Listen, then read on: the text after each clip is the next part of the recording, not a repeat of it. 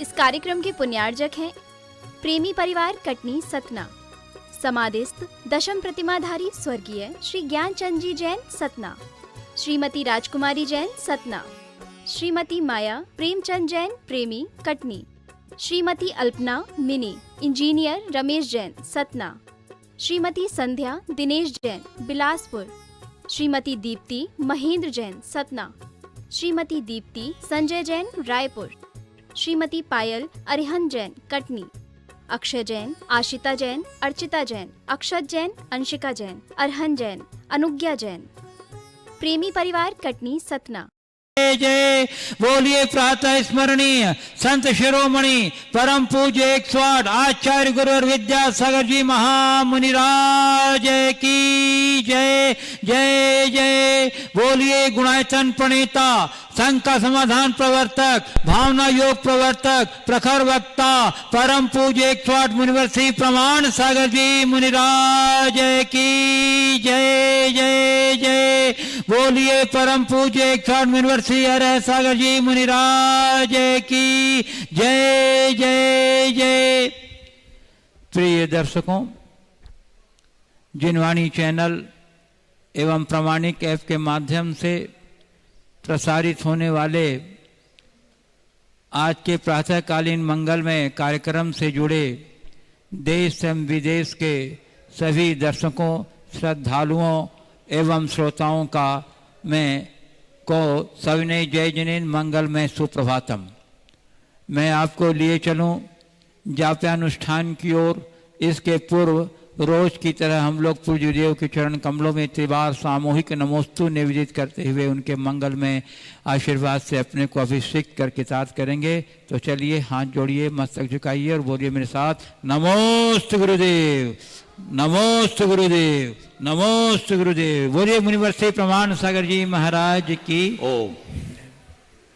ओम सम्यक दर्शनाय नमः। ओम सम्यक दर्शनाय नमः। ओम सम्यक ज्ञानाय नमः। ओम सम्यक ज्ञानाय नमः।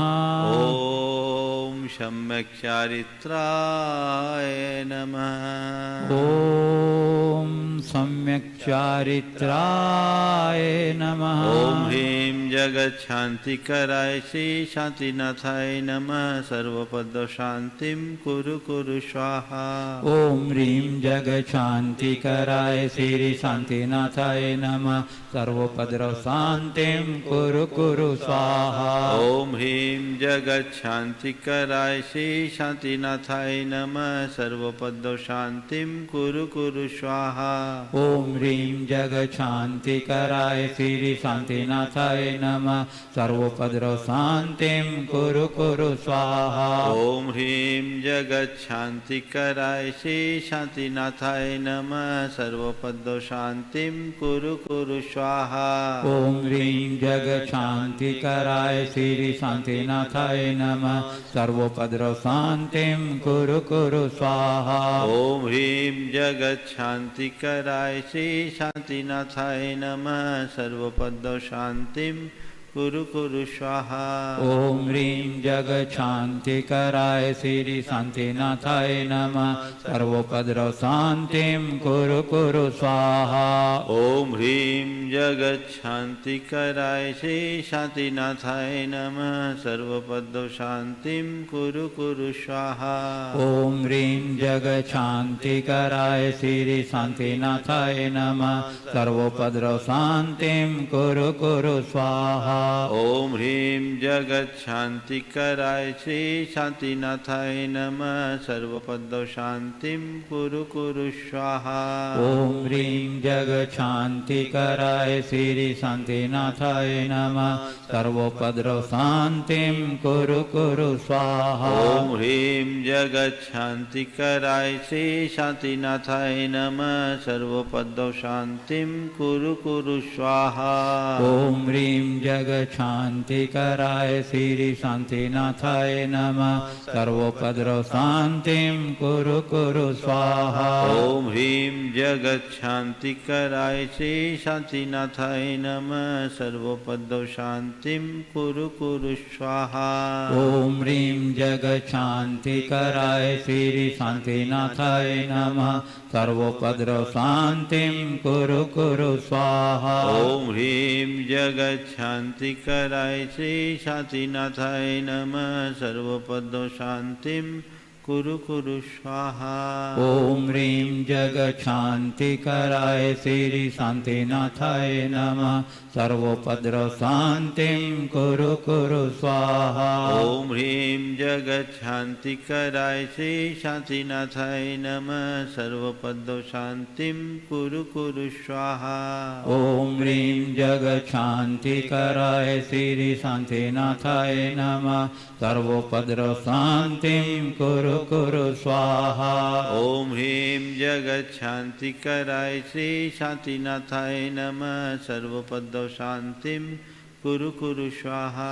ओम ह्रीं जगच्छान्तिकराय श्री शान्तिनाथाय नमः सर्वोपद्रव शान्तिं कुरु कुरु स्वाहा। ओम ह्रीं जगच्छान्तिकराय श्री शान्तिनाथाय नमः सर्वोपद्रव शान्तिं कुरु कुरु स्वाहा।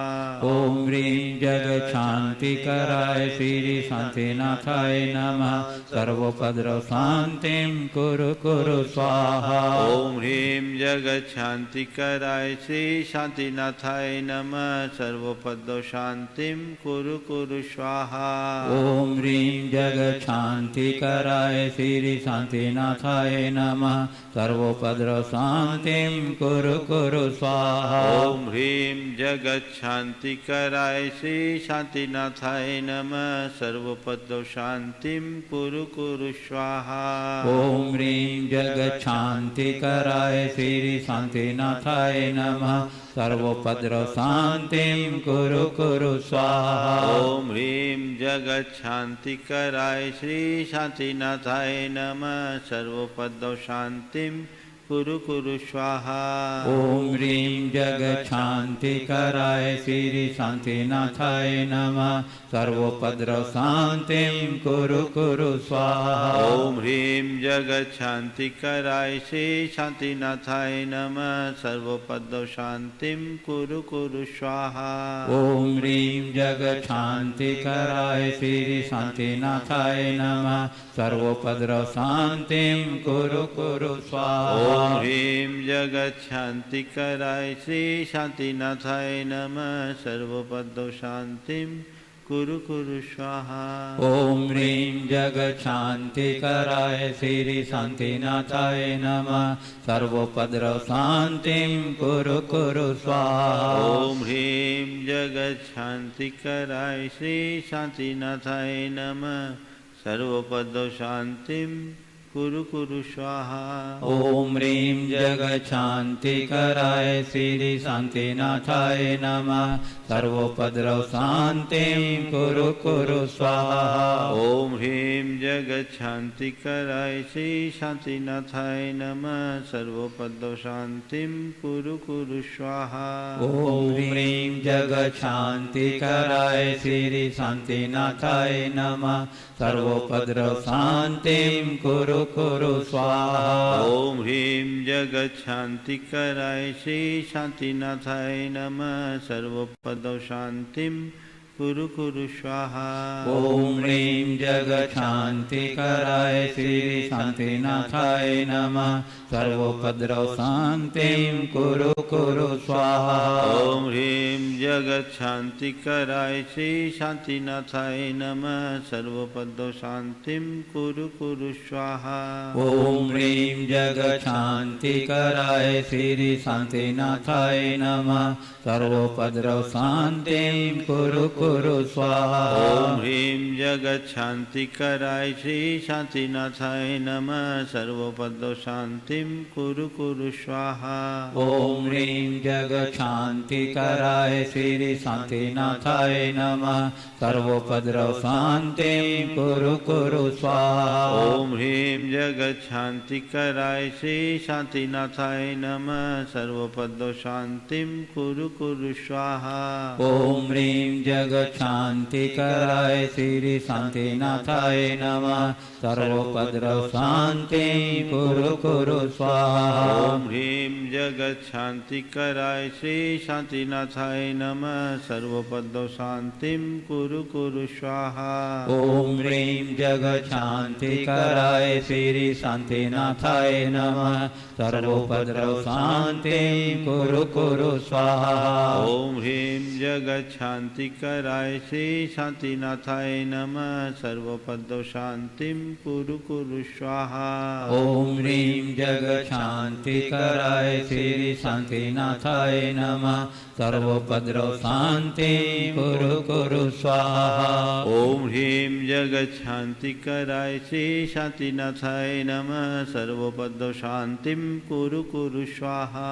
ओम ह्रीं जगच्छान्तिकराय श्री शांतिनाथाय नमः सर्वोपद्रव शांतिं कुरु कुरु स्वाहा। ओम ह्रीं जगच्छान्तिकराय श्री शांतिनाथाय नमः सर्वोपद्रव शांतिं कुरु कुरु स्वाहा। ओम ह्रीं जगच्छान्तिकराय श्री शांतिनाथाय नमः सर्वोपद्रव शांतिं कुरु कुरु स्वाहा। ओम ह्रीं जगच्छान्तिकराय श्री शांतिनाथाय नमः सर्वोपद्रव शांतिं कुरु कुरु स्वाहा। ओम ह्रीं जगच्छान्तिकराय श्री शांतिनाथाय नमः सर्वोपद्रव शांतिं कुरु कुरु स्वाहा। ओम ह्रीं जगच्छान्तिकराय श्री शांतिनाथाय नमः सर्वोपद्रव शांतिं कुरु कुरु स्वाहा। ओम ह्रीं जगच्छान्तिकराय श्री शांतिनाथाय नमः सर्वोपद्रव शांतिं कुरु कुरु स्वाहा। ओम ह्रीं जगच्छान्तिकराय श्री शांतिनाथाय नमः सर्वोपद्रव शांतिं कुरु कुरु स्वाहा। ओम ह्रीं जगच्छान्तिकराय श्री शांतिनाथाय नमः सर्वोपद्रव शांतिं कुरु कुरु स्वाहा। ओम ह्रीं जगच्छान्तिकराय श्री शांतिनाथाय नमः सर्वोपद्रव शांतिं कुरु कुरु स्वाहा। ओम ह्रीं जगच्छान्तिकराय श्री शांतिनाथाय नमः सर्वोपद्रव शांतिं कुरु कुरु स्वाहा। ह्रीं जगच्छान्तिकराय श्री शांतिनाथाय नमः सर्वोपद्रव शांतिं कुरु कुरु स्वाहा। ओम ह्रीं जगच्छान्तिकराय श्री शांतिनाथाय नमः सर्वोपद्रव शांतिं कुरु कुरु स्वाहा। ओम ह्रीं जगच्छान्तिकराय श्री शांतिनाथाय नमः सर्वोपद्रव शांतिं कुरु कुरु स्वाहा। ओम ह्रीं जगच्छान्तिकराय श्री शांतिनाथाय नमः सर्वोपद्रव शांतिं कुरु कुरु स्वाहा। ओम ह्रीं जगच्छान्तिकराय श्री शांतिनाथाय नमः सर्वोपद्रव शांतिं कुरु कुरु स्वाहा। ओम ह्रीं जगच्छान्तिकराय श्री शांतिनाथाय नमः सर्वोपद्रव शांतिं कुरु कुरु स्वाहा। ओम ह्रीं जगच्छान्तिकराय श्री शांतिनाथाय नमः सर्वोपद्रव शांतिं कुरु कुरु स्वाहा। ओम ह्रीं जगच्छान्तिकराय श्री शांतिनाथाय नमः सर्वोपद्रव शांतिं कुरु कुरु स्वाहा। ओम सम्यक् दर्शनाय नमः। ओम सम्यक् दर्शनाय नमः। ओम सम्यक् ज्ञानाय नमः। ओम सम्यक् ज्ञानाय नमः। ओम सम्यक् चारित्राय नमः। ओम सम्यक् चारित्राय जय बोलो नमः। शांतिनाथ भगवान की। बोलिए संत शिरोमणि परम पूज्य एक स्वाराचार्य गुरु विद्यासागर जी महामुनिराज की जय। बोलिए परम पूज्य मुनि प्रमाण सागर जी महाराज की जय। बोलिए परम पूज्य मुनि अरहत सागर जी मुनिराज की जय। प्रिय बंधुओं, रक्षाबंधन महापर्व एवं देवाधिदेव 1008 श्रेयांश नाथ भगवान के निर्वाण कल्याणक महोत्सव के पावन प्रसंग में हम सभी पूज्य गुरुदेव के चरण कमलों में त्रिवार नमोस्तु निवेदित करते हुए विनम्र प्रार्थना करते हैं कि हे गुरुदेव, आज इस पावन द्वीप पर्वों के संपर्क के संबंध में अपनी प्रवचन से हम लोगों को संबोधित करके साथ करें। बोलिए मुनिवर श्री प्रमाण सागर जी महाराज की जय। ओ सभी लोग अपने दोनों हाथ जोड़ लें और महामंत्र के स्मरण के लिए अपना मानस तैयार करें।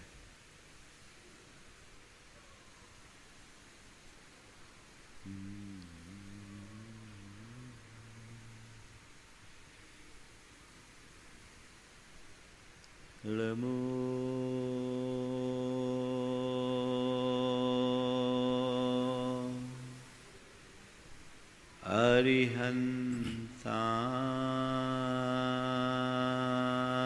अरिहंताणं नमो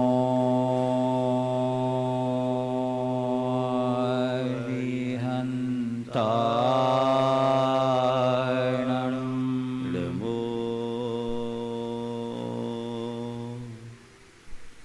सिद्धाणं नमो सिद्धाणं नमो आयनीयाणं नमो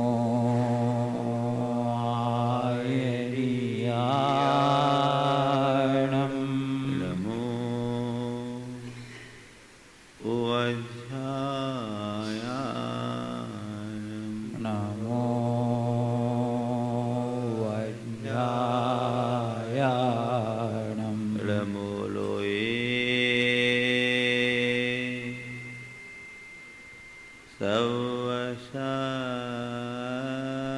सवशाहुनं नमो लोये सवसाहुनं एषो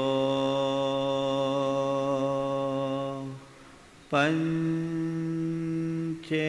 मोयारो एषो पञ्चनमोयारो सवपाव प्रणाशिनो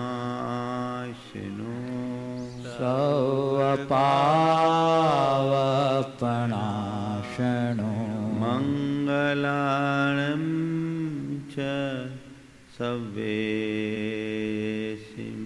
मङ्गलाळं च सव्येसिं परमं होय मंगलम् परमं होय मंगलम्। जय बोलो देवादिदेव 1008 श्री भगवान महावीर स्वामी की जय जय जय। अहिंसा परमो धर्म की जय जय जय।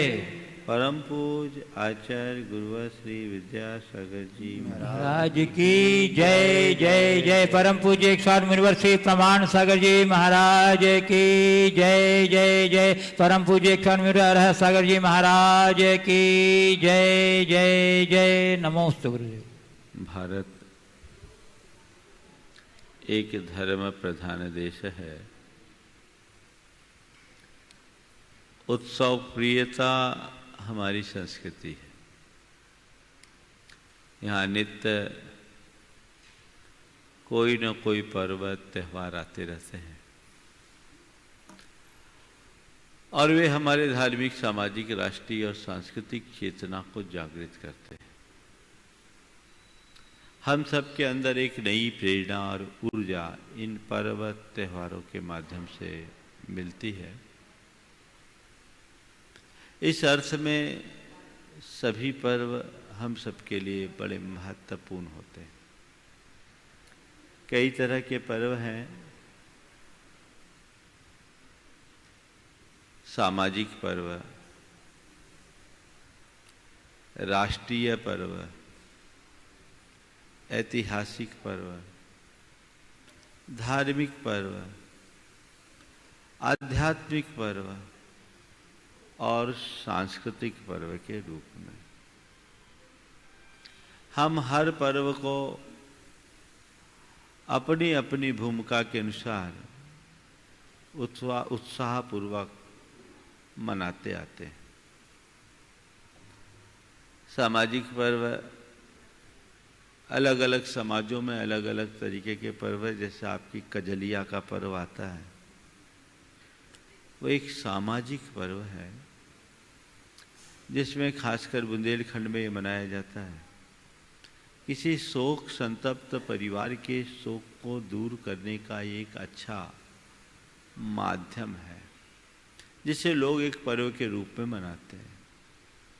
राष्ट्रीय पर्व हमारे स्वतंत्रता दिवस, गणतंत्र दिवस या गांधी जयंती को राष्ट्रीय पर्व के रूप से मनाते हैं, जिसके माध्यम से लोग अपने राष्ट्र के प्रति अपना गौरव प्रकट करते हैं।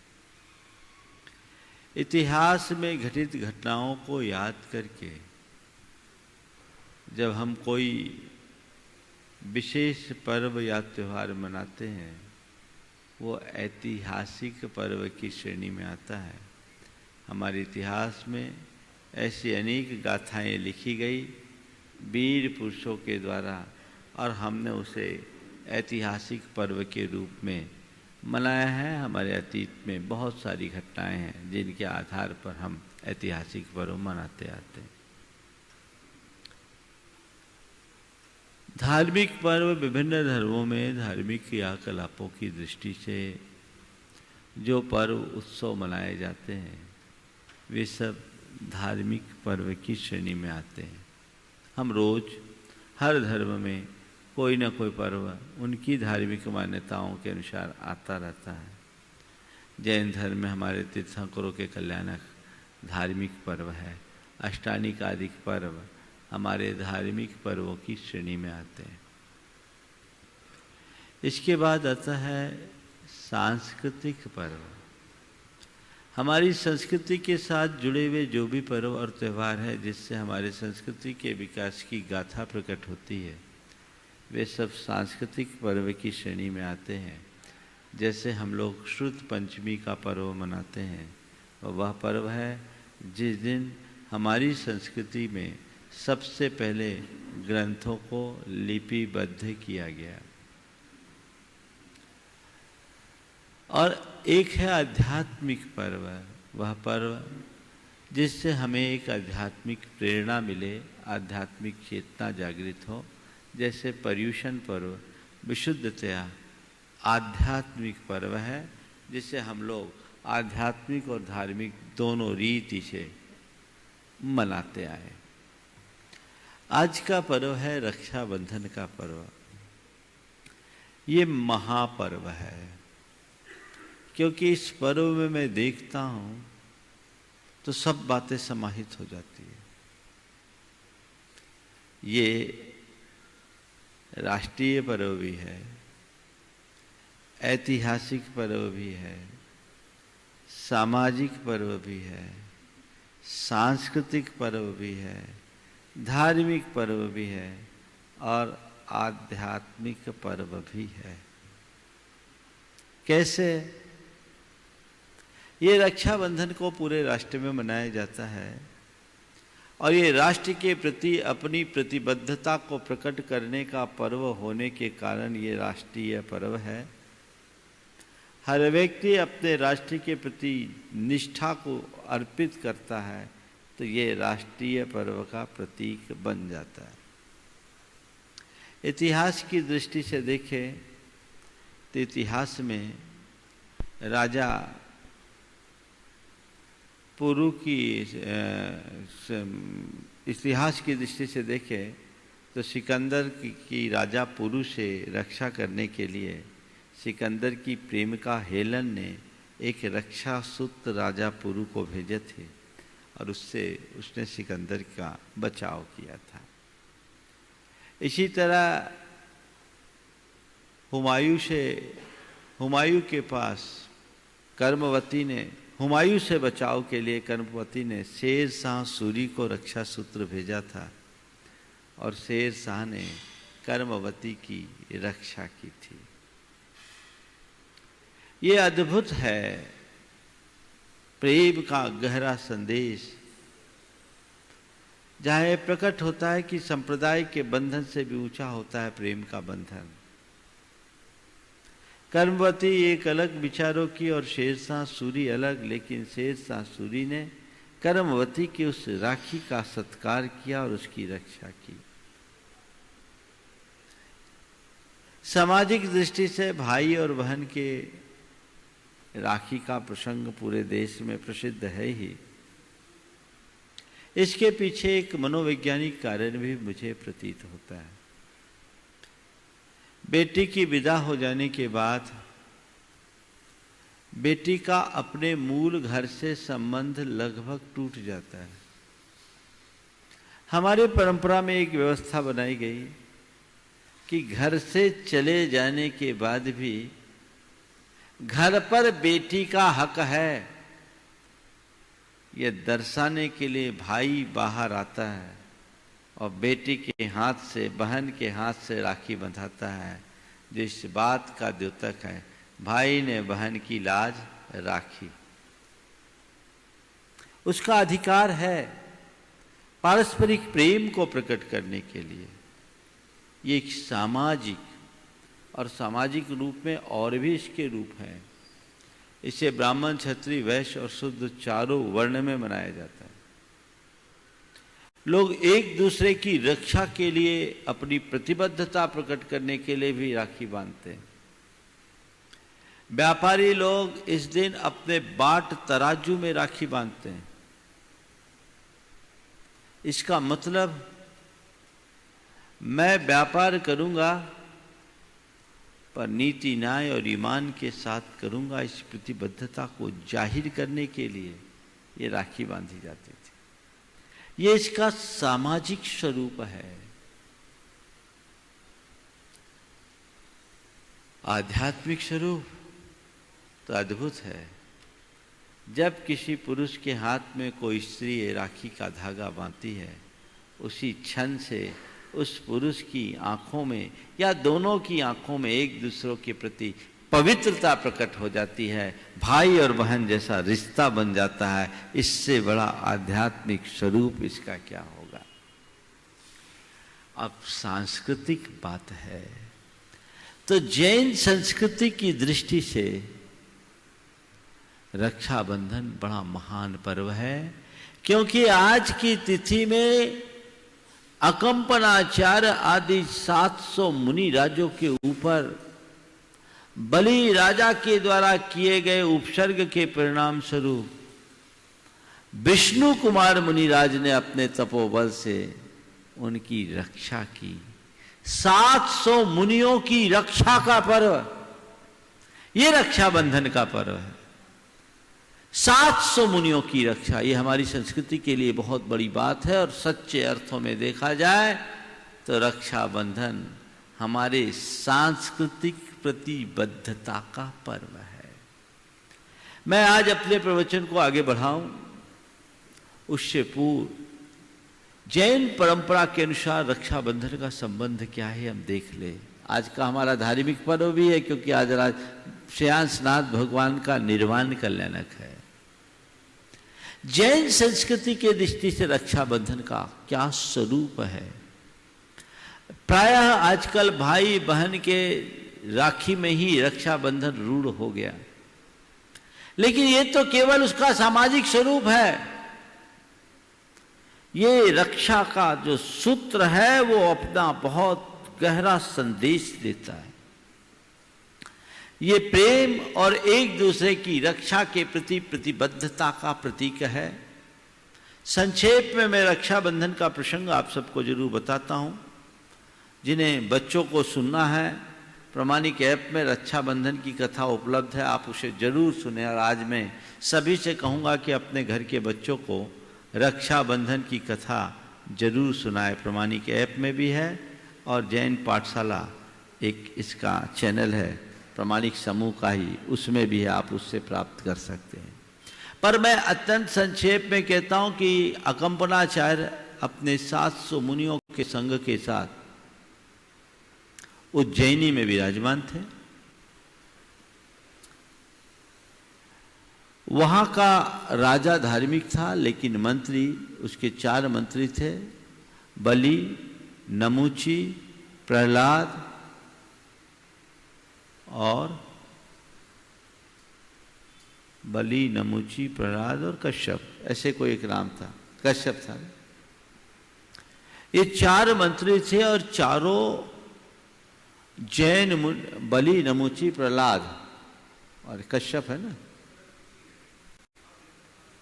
नाम छोड़ो 4 हैं, दुष्टों का नाम लेने से भी क्या फायदा है ना। तो बलि, प्रहलाद, नमूची और शायद कश्यप ही है, चलिए आएगा आदमी। ये चारों मंत्री बड़े दुष्ट प्रवृत्ति के थे और जैन धर्म और जैन मुनियों से द्वेष रखते थे। आचार्य अकंपन को इस बात का आभास हुआ और उन्होंने संपूर्ण संघ को मौन रखने का निर्देश दे दिया। राजा जब मुनियों के दर्शन के लिए गया तो उसके मंत्री, बृहस्पति नाम था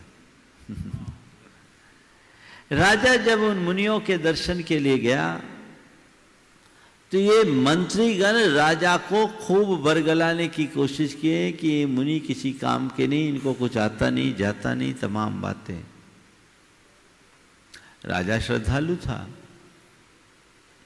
वो आया, मुनियों की वंदना करने गया और ये चाहते थे कि मैं मुनियों से बात विवाद करूं, पर पूरा संघ मौन था। किसी मुनि ने कुछ नहीं कहा क्योंकि आज्ञा थी आचार्य की। सारे मंत्रीगण मुनियों का मजाक उड़ाते हुए आए और राजा को कुछ बोलने की स्थिति नहीं थी।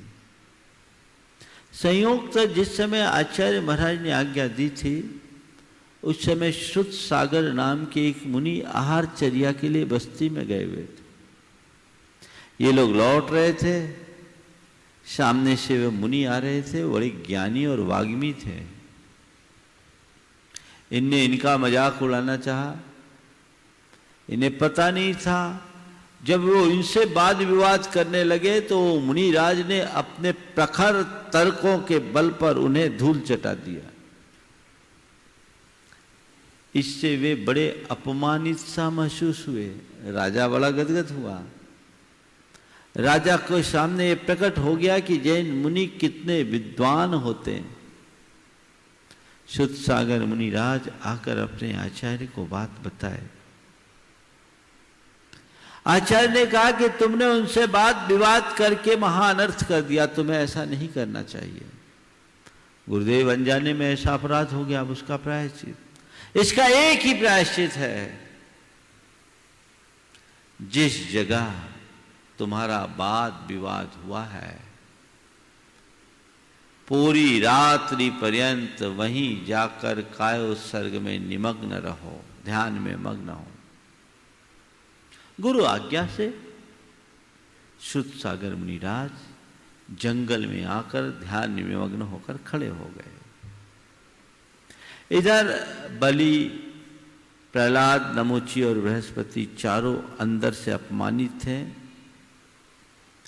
चारों के मन में इन मुनियों से प्रतिशोध लेने का भाव जग गया और चारों ने छल पूर्वक रात में ही मुनियों को मारने का संकल्प लेकर प्रस्थान किया। जब वो निकले तो रास्ते में शुद्ध सागर मुनिराज ध्यान निमग्न खड़े मिल गए। उनने कहा पहले इसे को निपटाया जाए। मुनिराज ध्यान में निमग्न थे। अब चारों ने कहा इन पर प्रहार किया जाए। पर पहले प्रहार कौन करे, हिम्मत नहीं जुटा पाए। चारों ने तय किया कि चारों एक साथ तलवार चला। चारों ने तलवार उठाया और उसी समय वन देवता का आसन डोला, वो प्रकट हो गया और उसने चारों को उसी मुद्रा में कीलित कर दिया। सुबह हुई, मुनि संघ की वंदना के लिए जब श्रद्धालुओं का जाना हुआ, रास्ते में ध्यान निमग्न मुनिराज और उनके ऊपर प्रहार की मुद्रा में ये चारों मंत्रियों को देखकर सबको बड़ी हैरानी हुई और मंत्रियों का असली चेहरा उजागर हो गया। राजा को पता लगा, राजा को बड़ा क्षोभ भी हुआ और दुख भी हुआ। राजा ने उन चारों को देश निकाला का सजा दे दिया। वे अपमानित होकर के निकल गए। जिन लोगों के हृदय में प्रतिशोध की भावना होती है, यदि उनका और अपमान हो जाए तो वो प्रतिशोध की ज्वाला और भड़क उठती है। वे उज्जैनी से निकलकर हस्तिनापुर गए। नीति निपुण तो थे ही, बल पराक्रम भी था। हस्तिनापुर के राजा पद्म को अपनी चतुराई से प्रभावित करके ये चारों उसके मंत्री बन गए और उसे एक दो कार्यों में सफलता दिला दी। सफलता से प्रसन्न होकर राजा पद्म ने कहा, मांगो तुम क्या चाहते हो। उन्होंने कहा, जब जरूरत होगी हम मांग लेंगे। इधर मुनिराज का विहार होते होते उज्जैनी से ये संघ आगे चलकर हस्तिनापुर में पहुंचा। हस्तिनापुर में मुनि संघ का चातुर्मास हुआ। राजा पद्म मुनियों का बड़ा चरणानुरागी था। उन्हीं मुनिराजों को आया देख बलि के मन का प्रतिशोध फिर से भड़क उठा। उसने देखा कि अभी मौका है। वो राजा पद्म के पास पहुंच गया कि आप अपना वचन दो, क्या चाहते हो। बोले, कुछ नहीं चाहता, 7 दिन के लिए आप घर पर बैठो, राज मेरे जिम्मे सौंप दो। वो दे दिया। अब देते समय कभी सोचा भी नहीं कि इसका ऐसा परिणाम होगा। राजा बलि को 7 दिन का राज्य मिल गया और राजा बलि ने जिस उद्यान में 700 मुनि राजों का संग स्थित था, चारों तरफ कटीली बाढ़ लगा दी, आग लगवा दी, पशुओं को होमना शुरू कर दिया।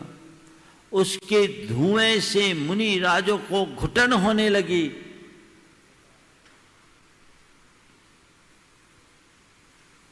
इसी समय श्रवण नक्षत्र आसमान से कांप उठा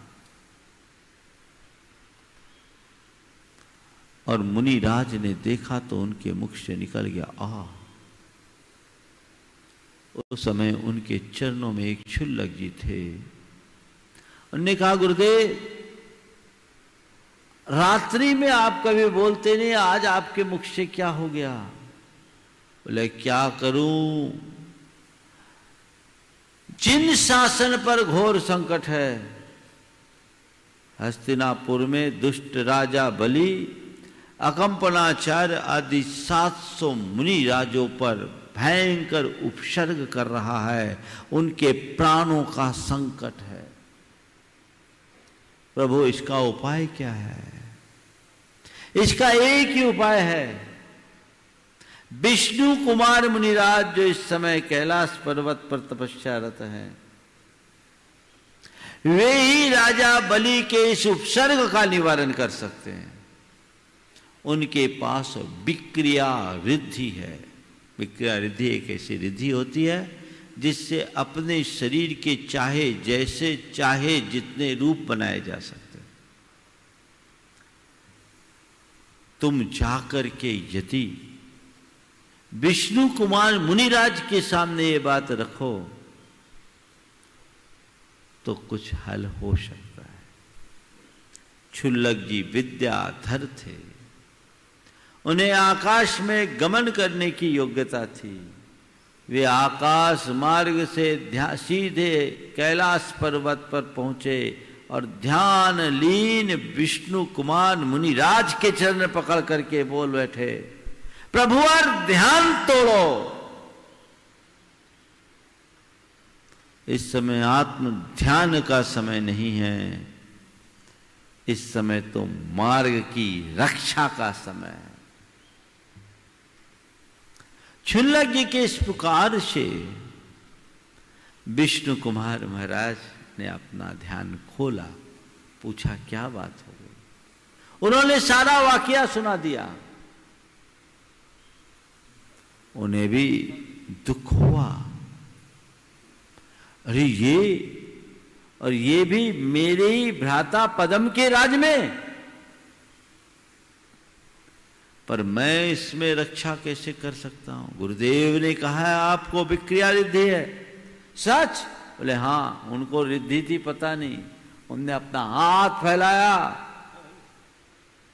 मनुष्य लोक के अंत तक हाथ चला गया। दूसरा हाथ फैलाया, दूसरे छोर को छू लिया।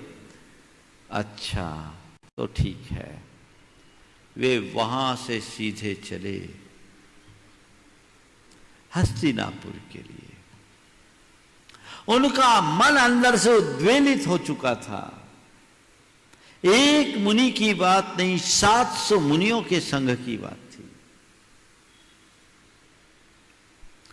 वे वहां से चलकर एक बटुक ब्रह्मचारी ब्राह्मण का रूप धारण किया, अपने संयम को तोड़ दिया, क्योंकि प्रेम का बंधन संयम के बंधन से भी बड़ा होता है। वो सीधे राजा बलि के पास गए और राजा बलि से, चूंकि राजा बलि ने एक बड़ा यज्ञ किया था, उस यज्ञ के उपलक्ष्य में वो किमिच्छक दान दे रहा था।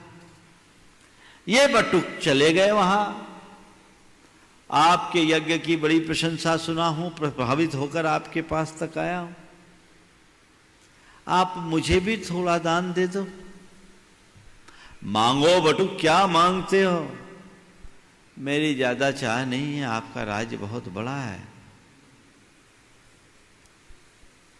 बस मुझे कुछ नहीं चाहिए, 3 डग जमीन चाहिए ताकि मैं अपनी कुटिया बनाकर वहां रह सकूं, और वो भी मेरे ही पांवों से।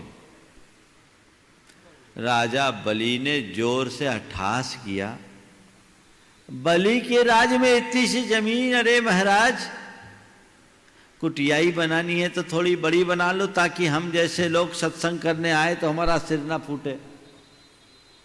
देना है तो दो, बस मैं लूंगा तो केवल अपने ही पांवों से नाप कर 3 डग जमीन लूंगा। तुम्हें देना है तो दो, नहीं तो मैं चला। अब ठीक है, ब्राह्मण को नाराज क्यों करें, ले लो आप। बोले पहले जलांजलि दे के प्रतिज्ञा करो कि मेरे पैर के माप से 3 डग जमीन मैं दूंगा। ठीक है, उसने जलांजलि दे के प्रतिज्ञा कर ली और कहा ठीक है, फिर 3 डग जमीन मुझे दो। और विष्णु कुमार मुनिराज ने देखते ही देखते बटुक से एक विकराल रूप बना लिया। पहले पैर में मनुष्यलोक का एक छोर, दूसरे पैर में दूसरा छोर नाप लिया, संपूर्ण मर्त लोक को नाप लिया। अब तीसरा पैर कहाँ रखूं, 3 डग जमीन चाहिए। राजा बलि इस बात के लिए प्रतिज्ञाबद्ध था, अब तीसरा कहां से दें। कहते हैं जब तीसरा पैर देने रखने के लिए उसके पास कुछ नहीं बचा, चरणों में गिर गया अपनी पीठ ऊपर करके कि प्रभु जो रखना है आप मेरी पीठ पर रख दें। और पीठ पर उनने चरण रखे, उसकी कमर टूट गई। राजा बलि की कहानी वहीं खत्म हो गई। और उसके बाद फिर उनका उपसर्ग दूर हुआ। राजा पद्म को भी अपने इस कृत्य पर ग्लानि हुई। मुनि राजों का उपसर्ग निवारण हुआ और लोगों ने देखा कि 7 दिन तक के धुएं से सभी मुनि राजों का गला रुंध गया था। हर घर में चौके लगे, श्रावकों ने आहार कराया। रूंधे हुए गले के कारण सबने खीर खिलाई ताकि वो ठीक हो सके। गला रुंधा हुआ था, गला छिला हुआ था, वो ठीक हो जाए। और खीर का आहार कराया, पारना कराई। और उसके बाद बहुत सारे श्रावकों को आहार देने का लाभ मिला। और जिनको नहीं मिला तो चले गए सब अकम्पलाचार्य महाराज के पास कि हम क्या करें। तो कहा बस एक दूसरे को धागा बांधो राखी का और ये संकल्प लो कि हम एक दूसरे के साथ इसी तरह प्रेम और वात्सल्य से जुड़े रहेंगे। हम एक दूसरे की रक्षा में प्रतिबद्ध होंगे। ये हमारी कथा का सार है। इस कथा में 2-3 बातों पर आपका ध्यान और खींचना चाहूंगा, फिर आज की बात आपसे करूंगा। जिस समय विष्णु कुमार मुनिराज के पास वो क्षुल्लक जी गए, विष्णु कुमार महाराज ऐसा कह सकते थे, अरे क्षुल्लक जी मेरे पास आए हो, मैं क्या कर सकता हूं, मैं क्या कर सकता हूं। एक तरफ दूसरे तरफ का कुछ थोड़ी करता है। और तुम चिंता मत करो, सारे महाराज अपने आत्म ध्यान में लीन हैं, वे सब मोक्ष जाएंगे या स्वर्ग जाएंगे, उनका कल्याण तो हो ही नहीं सकता। ऐसा भी तो कह सकते थे। हाँ, यदि ऐसा कहते, उसी क्षण विष्णु कुमार मुनिराज अपने सम्यक दर्शन से स्खलित हो जाते हैं। सच्चा सम्यक दृष्टि वो नहीं जो केवल अपने कल्याण की बात सोचे। सच्चा सम्यक दृष्टि वो है जो अपने साथ औरों के कल्याण की बात भी सोचे। कदाचित विष्णु कुमार मुनिराज ने उपसर्ग का निवारण नहीं किया होता तो भी अकम्पलाचार्य आदि मुनियों के संग को मोक्ष या स्वर्ग मिल गया होता, पर उन्हें भले ही मोक्ष मिल जाता, मोक्ष मार्ग हमेशा हमेशा को बंद हो जाता। सम्यक दृष्टि को अपने मोक्ष के साथ साथ मोक्ष मार्ग का भी ख्याल रखना है। और यही हमारी सांस्कृतिक पहचान है। आज का असली रक्षा बंधन इसीलिए हमारे बुंदेलखंड में तो सबसे पहली राखी मंदिर को अर्पित की जाती। क्यों? मैं देव गुरु धर्म के लिए प्राणपण से समर्पित रहूंगा, इसका प्रतीक है। ये निष्ठा अपनी जगनी चाहिए। आज रक्षा का पर्व है। 4 की रक्षा करना आपको है। पहली रक्षा प्रकृति की। प्रकृति की रक्षा का संकल्प हर व्यक्ति को करना चाहिए, क्योंकि प्रकृति के साथ किए जाने वाले छेड़छाड़ का कुपरिणाम सारा विश्व में भोग रहा है। आज की ये जो त्रासदी और विभीषिका है, इसके पीछे की वजह क्या है? प्रकृति के साथ छेड़खानी। मनुष्य को चाहिए कि वो प्रकृति के साथ तालमेल बना करके जिए और प्रकृति के अनुकूल जीवन जिए, शुद्ध सात्विक जीवन जिए, सात्विक भोजन करे और प्राणियों की रक्षा के लिए आगे आए। संकल्प लीजिए कि मैं प्रकृति की रक्षा में तत्पर रहूंगा, प्रकृति से छेड़छाड़ नहीं करूंगा। दूसरे क्रम में संस्कृति की रक्षा। मैं अपनी संस्कृति की रक्षा के लिए प्राणपण से प्रतिबद्ध रहूंगा। यदि संस्कृति की रक्षा में मुझे अपना सर्वस्व अर्पण करना पड़े तो भी मैं करूंगा, लेकिन अपनी संस्कृति के साथ किसी को खिलवाड़ नहीं करने दूंगा। हमारी संस्कृति बड़ी गौरवपूर्ण संस्कृति है। इसे बहुत सारे उतार चढ़ाव झेलने पड़े और यहां तक आने में बड़े बड़े बलिदान हुए हैं। मुझे चाहिए कि मैं अपनी गौरवशाली संस्कृति को अक्षुण्ण बनाए रखूं। तो संस्कृति की रक्षा का प्रयत्न मुझे करना। संस्कृति की रक्षा के लिए मुझे हर प्रकार से प्रतिबद्ध रहने की जरूरत है।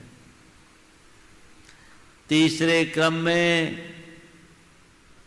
स्वजनों की रक्षा। स्वजन अपने अपने परिवार के, अपने समाज के रक्षा के लिए मुझे तत्पर रहना है। और चौथे क्रम में स्वयं की रक्षा के लिए मुझे प्रतिबद्ध होना है। रक्षा कब होगी? जब मेरा इन सब से प्रेम होगा। जिसके प्रति प्रेम होता है मनुष्य उसकी रक्षा में अपने आप तत्पर हो जाता है। अगर तुम्हारे हृदय में प्रकृति से प्रेम होगा तो प्रकृति के प्रति स्वाभाविक लगाव प्रकट होगा और तुम प्रकृति की रक्षा में अपने आप तत्पर हो जाओगे। प्रकृति से प्रेम जगाइए, बढ़ाइए, तब रक्षाबंधन का सच्चा लाभ जीवन में हो सकता है।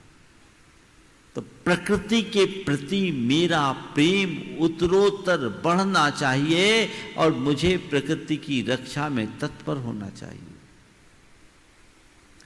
मैं जब झारखंड में था, एक इलाके से गुजर रहा था, बड़ा घना जंगल दिख रहा था। उससे थोड़े पहले जंगल था पर उजड़ा हुआ, पर 3-4 किलोमीटर में एकदम घना जंगल और एक से पेड़, साल के ऊंचे ऊंचे पेड़। मैंने पूछा क्या बात है? इधर जंगल उजड़ा दिख रहा था और ये जंगल बिल्कुल घना हरा भरा दिख रहा है। मेरे साथ कुछ ग्रामीण चल रहे थे। बोले महाराज, इन सब पेड़ों का रक्षाबंधन हो गया। उन पेड़ों में रक्षा का सूत्र बांध दिया गया है। अब इन्हें कोई काट नहीं सकता। अगर काटने की सोचे भी तो ग्रामीण उसकी खैर ले लेते हैं, खैर नहीं छोड़ते। इसलिए कोई इसको काटने का साहस ही नहीं कर पाता। मैंने कहा कितनी अच्छी बात है। यदि मनुष्य हर जगह ऐसा करने लगे तो प्रकृति असुरक्षित होगी ही नहीं। यथार्थ प्रकृति की सुरक्षा केवल मनुष्यों के हाथ में है और मनुष्यों को प्रकृति की सुरक्षा के लिए सतत तत्पर रहना चाहिए। ये हमारी जिम्मेदारी है। हम प्रकृति प्रेमी बने और लोगों को प्रकृति से प्रेम करने का पाठ सिखाएं। तभी हम देश और दुनिया को खुशहाल बना सकेंगे। दूसरे क्रम में संस्कृति से प्रेम। संस्कृति के प्रति प्रेम होगा तो तुम्हारी सांस्कृतिक निष्ठा जागृत होगी। सांस्कृतिक निष्ठा जगते ही तुम्हारा आचार विचार व्यवहार सब अपने आप बदल जाएगा। जीवन में व्यापक बदलाव घटित होगा और इस संस्कृति का प्रवाह आगे बढ़ पाएगा। अपने मन से पूछो कि तुम्हारे हृदय में तुम्हारे संस्कृति का कितना गौरव है, कितना प्रेम है, कितना लगाव है। अब संस्कृतियों के बढ़ते हुए प्रवाह प्रचार के कारण दिनों दिन मनुष्य की सांस्कृतिक निष्ठा कमजोर होते जा रही है और उससे मनुष्य अनेक प्रकार की विकृतियों का शिकार होता जा रहा है। आवश्यकता और अपेक्षा है अपनी संस्कृति से प्रेम करके सांस्कृतिक निष्ठा और गौरव को बनाए रखने की। हमारे संस्कृति प्रेमियों ने क्या क्या नहीं किया। चीनी यात्री ह्वेन सांग जब भारत आया, यहां के बहुत सारे ग्रंथ लेकर वो जा रहा था वापस। पूरी नाव ग्रंथों से भरी थी। उसके साथ कुछ युवक भी थे। रास्ते में नाव का संतुलन बिगड़ने लगा।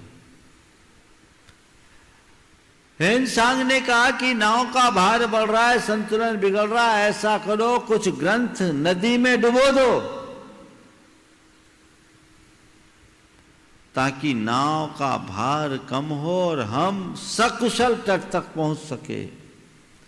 इतना सुनना था कि नाव पर सवार युवकों ने नदी में छलांग लगा दी और कहा हम अपने जीवन का उत्सर्ग कर सकते हैं पर अपनी संस्कृति को कभी नहीं डूबने देंगे, संस्कृति को प्राणपण से बचाएंगे। ये त्याग था। उन्होंने अपने प्राणों को की आहुति दे दी पर अपनी संस्कृति को विखंडित नहीं होने दिया। हमें चाहिए हम भी अपनी संस्कृति के गौरव को जगाएं और अपने आचार विचार व्यवहार में उसकी प्रतिष्ठा करें। अपने सांस्कृतिक गौरव को सुरक्षित बनाए रखने की प्रतिबद्धता प्रकट करें तो रक्षाबंधन मनाना सार्थक होगा। जिससे तुम्हारी संस्कृति का गौरव खंडित होता वो कार्य कभी मत करो। जिससे तुम्हारे राष्ट्र का गौरव छीन होता वो कार्य कभी मत करो। ऐसा ही कार्य करो जिससे देश, संस्कृति और धर्म की उन्नति होती हो। संस्कृति में राष्ट्र को भी जोड़ना और धर्म को भी जोड़ना, इनके प्रति प्रतिबद्धता हृदय में बनी रहनी चाहिए। ये संस्कृति है। भारत की संस्कृति एक महान संस्कृति है, लेकिन उसे भुलाकर लोग आज पश्चिम की संस्कृति की ओर ढुलक रहे हैं। यह अच्छे संकेत नहीं है। पश्चिम में अंधेरा है, उजाला पूरब से होता है, इसे भूलना मत। तो हमेशा उजाले की तरफ देखो। संस्कृति की रक्षा का मनोभाव जगाओ। तीसरे क्रम में स्वजनों या समाज की रक्षा। अपने सामर्थ्य के अनुकूल तुम्हारे रहते यदि तुम्हारे स्वजन संकट में हो, तुम्हारे समाज बंधु संकट में हो, तो तुम्हारा कर्तव्य बनता है कि तुम उनकी रक्षा के लिए आगे आओ। आगे आओ, ये संकल्प होना चाहिए। वर्तमान समय बड़े त्रासदी का समय है। इस समय बहुत सारे लोगों का जीवन संकटापन्न है। यदि तुम समर्थ हो तो तुम्हें चाहिए उन संकटापन्न लोगों के सहायता कुछ अच्छा करो, ये प्रयास करना चाहिए। ये संस्कृति की रक्षा और स्वजनों की रक्षा का सवाल है। विष्णु कुमार मुनिराज ने साधर्मी की रक्षा की और हम सबके लिए मार्ग दिया। उससे पहले बाली मुनिराज हुए। जब रावण कैलाश पर्वत में निर्मित स्वर्णमय जिनालयों को समुद्र में डाल रहा था, तो बाली मुनिराज ने अपना अंगूठा दबाकर रावण को सबक सिखाया था और उन जिनालयों को बचाया। ये संस्कृति की रक्षा थी।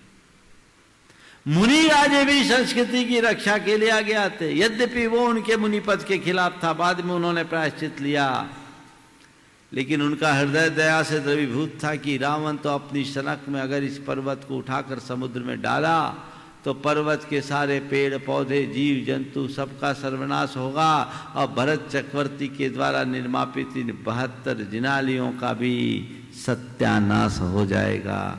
ऐसे को सबक सिखाना जरूरी है।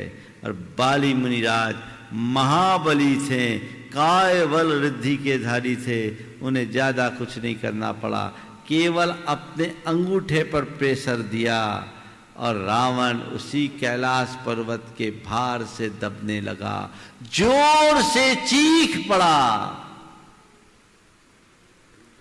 तभी उसका नाम रावण बना, रौतीति रावण। तेज चीख पुकार। बाद में मंदोदरी ने क्षमा मांगी, मुनिराज ने क्षमा की और रावण फिर वहां जाकर बड़ी भक्ति की, उसका होश ठिकाने लगा। ये मैं आपसे कहता हूं संस्कृति की रक्षा। अपनी मर्यादा से बाहर आकर के उनने संस्कृति की रक्षा की। विष्णु कुमार मुनिराज ने भी मर्यादा को तोड़ करके अपने साधर्मी की रक्षा की। रक्षा का धर्म बड़ा ऊंचा है, इसलिए धर्म की रक्षा की बात आए तो वो हमारी पहली प्राथमिकता होनी चाहिए। संस्कृति की रक्षा, सज्जनों की रक्षा, समाज की रक्षा, साधर्मी की रक्षा, इसमें तत्परता होनी चाहिए। अरे उसका वो जाने, वो जो करेगा सो भरेगा, नहीं। एक सच्चे धर्मात्मा के हृदय में जब कोई दूसरा धर्मी संकटापन्न दिखता है, घोर पीड़ा होती है। अपने आप पर आने वाली तो बड़ी सी बड़ी पीड़ा को भी वो झेल लेता है, पर अपने किसी साधर्मी के जीवन में घटित छोटी सी पीड़ा भी उसे बहुत गहरी चुभती है और उसी प्रेरणा से आगे बढ़ता है। इसकी मूल वजह है वो प्रेम। धर्म से प्रेम होगा तो धर्मी से प्रेम हुए बिना रह नहीं सकता, और जिसका धर्मी से प्रेम नहीं, तय मानकर चलना उसका धर्म से भी प्रेम नहीं। और चौथी बात, स्वयं की रक्षा। स्वयं की रक्षा मतलब मेरे ऊपर कोई अटैक न कर दे, मुझे कोई मार न दे, ये तो बाहर की रक्षा है, ये तो शरीर की रक्षा है। स्वयं की रक्षा यानी अपनी आत्मा की सुरक्षा। आत्महित की चिंता होनी चाहिए, तभी आप आत्मा की रक्षा कर पाओगे। और आत्महित की चिंता कब होगी? जब तुम्हारे लिए तुम्हारी आत्मा से प्रेम होगा। कितना प्रेम तुम्हें तुम्हारी आत्मा से? तुम्हें इस शरीर से प्रेम है, तुम्हें अपनी इस पर्याय से प्रेम है, तुम्हें अपने नाम से प्रेम है, तुम्हें अपने रूप से प्रेम है, तुम्हें अपने रिश्ते नातेदारों से प्रेम है, तुम्हें तुम्हारी आत्मा से कितना प्रेम? महाराज प्रेम की बात करते हो, वो आत्मा ही का पता नहीं तो प्रेम किसको करे? हम कह जरूर देते कि मुझे तुमसे आत्मा से प्रेम है, पर पहले ये तो देखो भीतर आत्मा जिंदा है कि नहीं है। आत्मा ज्ञान प्राप्त करके आत्मा से प्रेम प्रकट होना चाहिए, और उस आत्म प्रेम के परिणाम स्वरूप मनुष्य के हृदय में कल्याण के मार्ग के प्रति स्वाभाविक रुचि प्रकट होती है। वो कभी ऐसा कोई कृत्य नहीं करेगा जिससे आत्मा का हित हो। मुझे मेरी आत्मा से बेहद प्रेम है, सबसे ज्यादा यदि प्रेम है तो मुझे मेरी आत्मा से है, और मैं हर पल अपनी आत्मा की सलामती का ख्याल रखता हूं, उसमें कोई कोर कसर नहीं छोड़ता। जब तक ये प्रेम बरकरार है तभी तक मैं अपनी आत्मा की सलामती के प्रति सचेष्ट हूँ। जिस दिन ये प्रेम खंडित होगा मेरी आत्मा एक तरफ पड़ी कराहती रहेगी।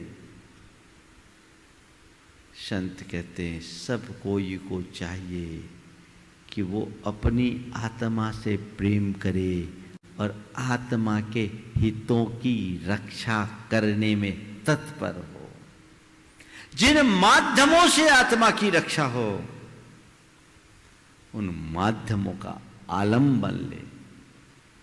धर्म उसका श्रेष्ठ आधार है, उसे अंगीकार करे और जीवन को आगे बढ़ाए, तभी रक्षा बंधन पर्व मनाना सार्थक होगा। तो प्रकृति से प्रेम, संस्कृति से प्रेम, स्वजनों, साधर्मियों और समाज से प्रेम और साथ में स्वयं से प्रेम करेंगे तो हमारा जीवन परिपूर्ण होगा और रक्षाबंधन मनाना सार्थक होगा। भगवान पार्श्वनाथ की जाप के साथ मैं विराम लूँगा। ओम ह्रीम अर्हंसि पार्श्वनाथ जिनेन्द्राय नमो नमः। ओम ह्रीं अर्हंसि पार्श्वनाथ जिनेन्द्राय नमो नमः। ओम ह्रीम अर्हंसि पार्श्वनाथ जिनेन्द्राय नमो नमः। ओम ह्रीं अर्हंसि पार्श्वनाथ जिनेन्द्राय नमो नमः। ओम ह्रीम अर्हंसि पार्श्वनाथ जिनेन्द्राय नमो नमः। ओम ह्रीं अर्हंसि पार्श्वनाथ जिनेन्द्राय नमो नमः। ओम ह्रीम अर्हंसि पार्श्वनाथ जिनेन्द्राय नमो नमः। ओम ह्रीं अर्हंसि पार्श्वनाथ जिनेन्द्राय नमो नमः। ओम ह्रीम अर्हंसि पार्श्वनाथ जिनेन्द्राय नमो नमः। ओम ह्रीं अर्हंसि पार्श्वनाथ जिनेन्द्राय नमो नमः। ओम ह्रीम अर्हंसि पार्श्वनाथ जिनेन्द्राय नमो नमः। ओम ह्रीं अर्हंसि पार्श्वनाथ जिनेन्द्राय नमो नमः। ओम ह्रीम अर्हंसि पार्श्वनाथ जिनेन्द्राय नमो नमः। ओम ह्रीं अर्हंसि पार्श्वनाथ जिनेन्द्राय नमो नमः। ओम ह्रीम अर्हंसि पार्श्वनाथ जिनेन्द्राय नमो नमः। ओम ह्रीं अर्हंसि पार्श्वनाथ जिनेन्द्राय नमो नमः। ओम ह्रीम अर्हंसि पार्श्वनाथ जिनेन्द्राय नमो नमः। ओम ह्रीं अर्हंसि पार्श्वनाथ जिनेन्द्राय नमो जय बोलो नमः। चिंतामणि श्री पार्श्वनाथ भगवान की जय। परम पूज्य आचार्य गुरुवर श्री विद्यासागर जी महाराज की। परम पूज्य स्वर्ण श्री प्रमाण सागर जी महाराज की। बंधुओं, आत्मधर्म को जानने और समझने का महापर्व पर्युषण पर्व प्रारंभ हो रहा है 23 अगस्त से 1 सितंबर तक के लिए। और इस वर्ष भी पूर्व वर्षों की भांति पर्व के पावन प्रसंग में श्रावक संस्कार शिविर का भव्य आयोजन यहाँ कटनी में संपन्न होने जा रहा है पूज्य गुरुदेव के परम सानिध्य में। और सारे कार्यक्रमों का सीधा प्रसारण आपको चैनलों के माध्यम। इस कार्यक्रम के पुण्यार्जक थे प्रेमी परिवार कटनी सतना, समाधिस्थ दशम प्रतिमाधारी स्वर्गीय श्री ज्ञानचंद जी जैन सतना, श्रीमती राजकुमारी जैन सतना, श्रीमती माया प्रेमचंद जैन प्रेमी कटनी, श्रीमती अल्पना मिनी इंजीनियर रमेश जैन सतना, श्रीमती संध्या दिनेश जैन बिलासपुर, श्रीमती दीप्ति महेंद्र जैन सतना, श्रीमती दीप्ति संजय जैन रायपुर, श्रीमती पायल अरिहंत जैन कटनी, अक्षय जैन, आशिता जैन, अर्चिता जैन, अक्षत जैन, अंशिका जैन, अरहन जैन, अनुज्ञा जैन। प्रेमी परिवार कटनी सतना।